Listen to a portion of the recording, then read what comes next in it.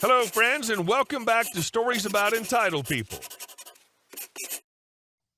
Well played, OP. That's a good one. But when people are absolutely nuts like this, I gotta think maybe they have Crohn's disease, or maybe there's someone in the car in labor or having a heart attack. But before we begin, best way to support our channel is to leave comments, like, and subscribe with the turned-on bell so you don't miss the new video every single day. Here we go. Want me to move when I can't? Good luck moving when I can. So this happened earlier tonight. I was out driving and was in the number 1 lane. For those that don't know, this is the innermost lane, the leftmost lane in the US, or the one closest to the center. On the highway/freeway, this is known as the fast lane, but I was on a side street. The light up ahead had just turned red, so I was coming to a stop. There were about 7 to 10 cars in front of me.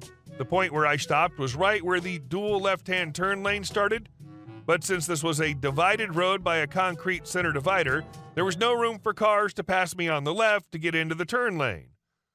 For some reason, the dumb butt lady behind me thought there was, so she started honking.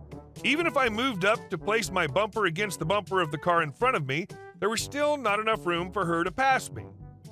We made eye contact in my mirror. I pointed to the car in front of me and shook my head. She decided this meant that I had room in front of me and continued to beep the horn. I sat there shaking my head. I even looked at the people in the car next to me, and they were laughing and shaking their heads too. She was yelling at this point. Now, I enjoy effing with people, especially when driving, and even more so when they deserve it. Well, she was really deserving. So when the signal turned green for my lane to move, the left turn signal was red, I just sat there. I started to stretch my neck, yawned a couple times, rubbed the back of my neck, rubbed my eyes, scratched my nose, and adjusted my rearview mirror. That whole time, all the cars had pulled away, and there was a lot of space in front of me. This lady was going nuts. She just laid on the horn, no beeping, just one long blast. She'd rolled down her windows and was screaming at the top of her lungs. I rolled forward about a foot. Still not enough room for her to pass. Then I put on my left turn signal and sat there for a few more seconds. She had let off the horn when I moved forward, but proceeded to lay on it again. I made eye contact with her again in my driver's side mirror, and she was going nuts. I smiled at her, blew her a kiss, and then drove away. She tried to speed up next to me and get side by side, but my car was faster. I'll now go into this weekend knowing how much I ruined that entitled bee's day. It'll be a great weekend. Haha. Edit to add, for those of you wondering, the left turn light was red, so she had nowhere to go. Oncoming traffic was already moving through the intersection, so she couldn't run through it. There was only one car behind her, and they figured it out and went around. Also, this was Los Angeles, where traffic sucks and people suck even more. There's no such thing as a passing lane here either. This was a divided 8-lane main road going through LA. And to explain it more, there was nowhere I could go when I was stopped. I wasn't intentionally blocking her until after the light turned green. It was probably only for a few seconds, and since her light was still red, it didn't really change anything. I also understand the emergency thing. If she was going to the hospital, she should have made a right at that intersection and not a left.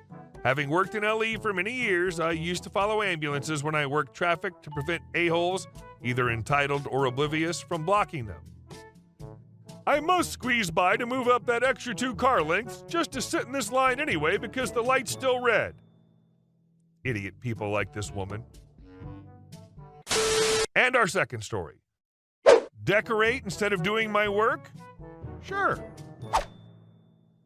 Several years ago, I was working for an organization and they were having their annual holiday decorating competition between the different departments. There were a couple of departments that basically took turns winning every year because a few of the staff there went absolutely nutty with decorating. The departments gave a little budget toward the event, but a few staffers from those 2 departments put in their own dollars on top of the department funds and just created some insane, over-the-top displays. I saw pics from a few years. Some of them were very cool, but also probably took a few staffers a few days to set up and probably cost at least $500 or more for decorations. That's not counting the staff hours that went into it. So my department had its own new office that year. In previous years, we'd been in a small area behind another department, Some people didn't even know we were there. But that year, we were in a nice office space and on the ground floor, so my executive director decides we're going to compete. I think she just wanted to show off to her boss. So she tells me, OP, since you'll be in the office working this weekend, you can make a good start on decorating the office for the competition. Me, I will be in the office this weekend, but that's because I'll be working on these projects. Remember, we need to be in a good place with these projects before the new year. Boss, well, no reason you can't do both. Spend a few hours decorating and the rest working. I'd only planned to be in the office about 4 to 5 hours anyway, so a few hours decorating wouldn't leave me much time to devote to the projects. Me, I'd like to get these projects to a good place before our holiday. I'm also not much of a decorator. This is actually true. I moved 14 times in about 17 years. I think it killed any desire I may have to decorate. And I'm a tomboy, not very feminine in how I dress or present myself, which I think always bothered Boss Lady, and not very good with decorating. Boss, are you refusing to help your coworkers with this? Note, refusing to help coworkers was a phrase she pulled out most any time someone pushed back on her ideas. She came from the business world to a different industry and wanted to incorporate business ideas that didn't always work.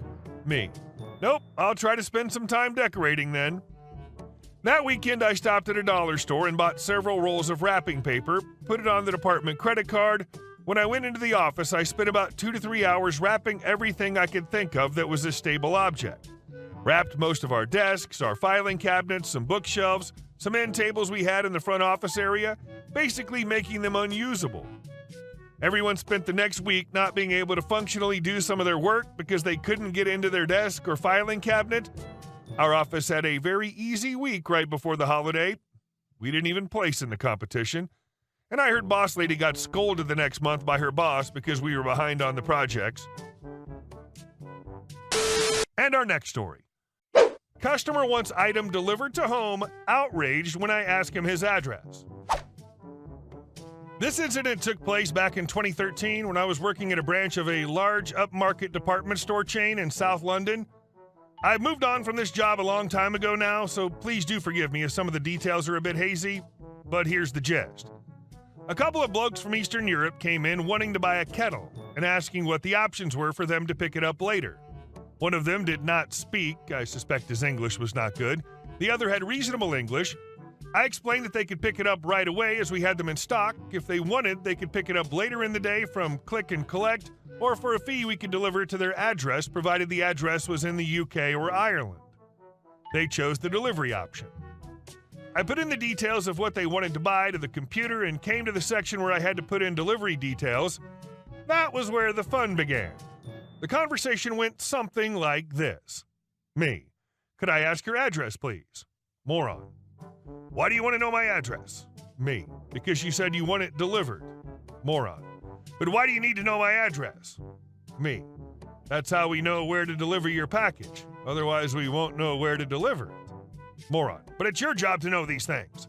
Me, it's my job to ask you. I'm not a psychic and I don't automatically know your address. Moron. But I don't feel comfortable giving my address out. I don't know you and I want to preserve my privacy. Me.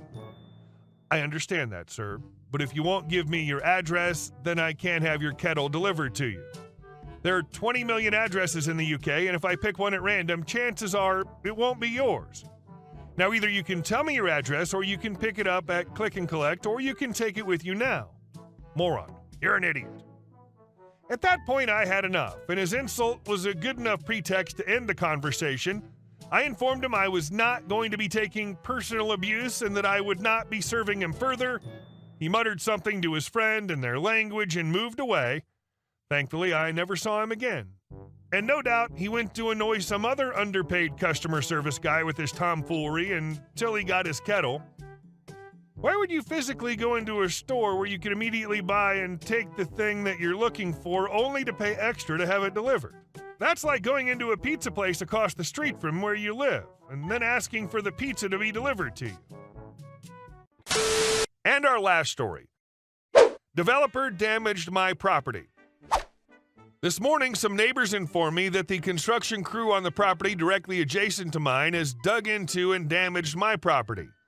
When I walked outside, I saw considerable damage. they didn't just dig a little past the boundaries, they dug so much into our side of the wall that they've exposed the foundations of my basement wall, broke underground pipes, uprooted and almost toppled over the wall of trees on my side of the property. The sidewalk/walkway between my backyard and front yard on that side is gone. The walkway is physically gone, and there's a huge hole there. I see some large cracks in the wall under my staircase on our shared side, though I don't know if they could have caused that with their digging. I got a lot of video and photo evidence. Personally, I don't like conflict. I try to avoid it as much as possible, even when the construction is loud and thudding the ground, or if some people have upset us in the past. I've never called or informed legal authorities. The only time in my 15-plus years of living here where I've called the police was when I saw a shadowy figure enter someone's house. I've never called authorities to take action against someone. I wanted to handle this as much as possible without court or civil cases and getting all these legal authorities involved, so I went to talk to the owner and developer of the property. He's the same man, let's call him Mark, in hopes of resolving this person-to-person as a neighbor. Mark was on the property watching over the construction workers, totally aware that they had very much dug into and damaged my side of the property. The construction workers were still digging further into my side under Mark's supervision, even as I walked out the house to talk to him. I politely asked Mark to stop his crew so that we can assess the damage and prevent any further damage from happening. I was really scared that he might have dug into some pipe or fuse or electrical line, but Mark refused to stop the construction. As I'm typing this right now, a few hours after the incident, they're still working and digging. While I understand that sometimes accidents happen in construction, he didn't notify me before or immediately after the damage was done. He also didn't stop when I politely asked him to, never mind when he first realized that there was damage done. Neighbor told us that she first saw the damage done 2 days ago, so it could be possible that they've dug into us well over 2 days ago. At this point, I had no choice but to notify the authorities. I first called 911, but they transferred me to non-emergency police department because my case was non-emergency.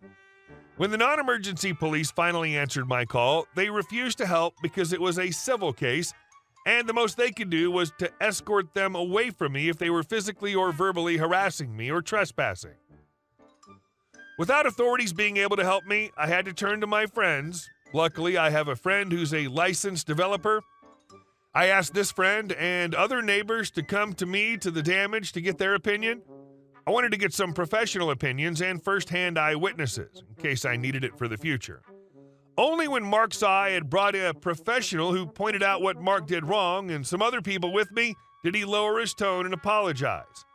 Then Mark verbally promised me that he would fix any damage he'd caused on our side of the property. I'm working with Mark to sign an agreement in writing for him to fix the damage he's caused. Hey guys, thank you all for watching the video. I'll see you in the next one.